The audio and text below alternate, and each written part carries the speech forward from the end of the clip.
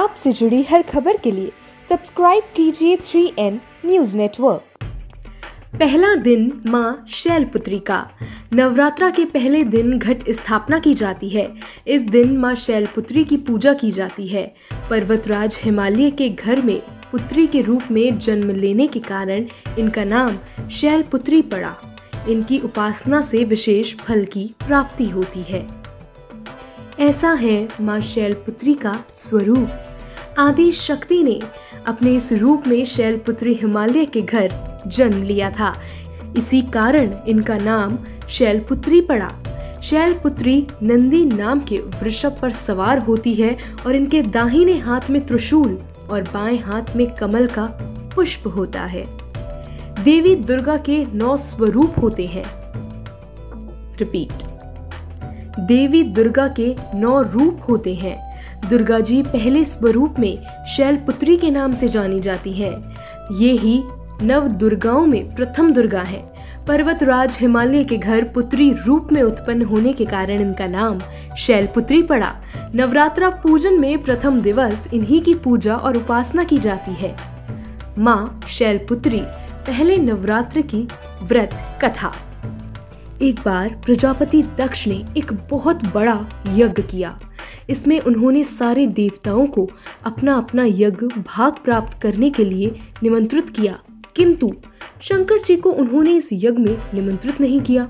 सती ने जब सुना कि उनके पिता एक अत्यंत विशाल यज्ञ का अनुष्ठान कर रहे हैं, तब वहां जाने के लिए उनका मन विकल हो उठा।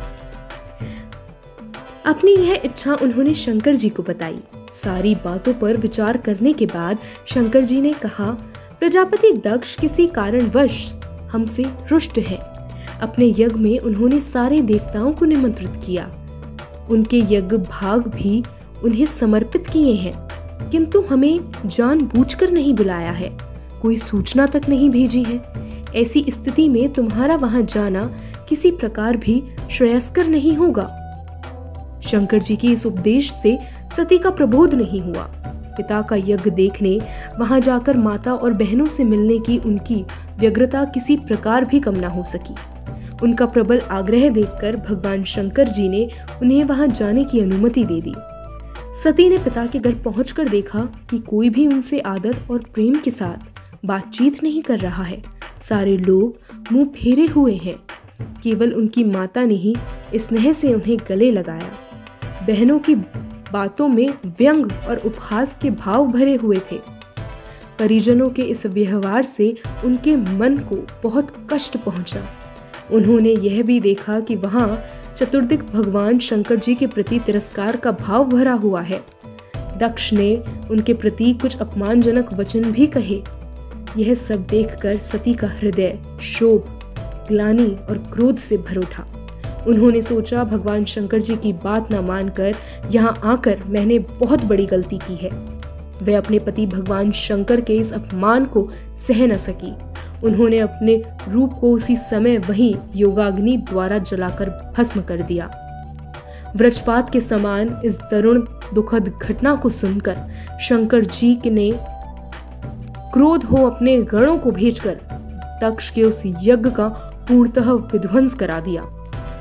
सती ने योगाग्नि द्वारा अपने शरीर को भस्म कर अगले जन्म में शैलराज हिमालय की पुत्री के रूप में जन्म लिया। इस बार वे शैलपुत्री नाम से विख्यात हुई। पार्वती, हेमवती भी उन्हीं के नाम है। उपनिषद की एक कथा के अनुसार इन्हीं ने हेमवती स्वरूप से देवताओं का गर्व रंजन किया था।